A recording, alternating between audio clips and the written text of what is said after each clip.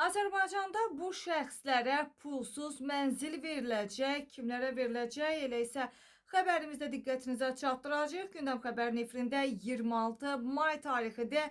Məlumatımız isə belədir. Azərbaycanda əlilliyi müəyyən olmuş şəxslər və şəhid ailələri üçün mənzillər veriləcək. Qeyd eləyək ki, Gündəm xəbər Oxu-Aza istinadən bu məlumatı diqqətinizə çatdırır ki, bununla bağlı müvafiq prosedurlara start verilib və belə ki, Saatlı rayonunda 18 ədəd 3 otaqlı və 27 ədəd 2 otaqlı, Salyan rayonunda isə 9 ədəd 2 otaqlı və 18 ədəd isə 3 otaqlı mənzilin satın alınması nəzərdə tutulur və qeyd eləyək ki, sözü gedən satın almaya xərclənəcək ilkin ehtimal olunan məbləğ isə 5 milyon 464 min 800 manatdır.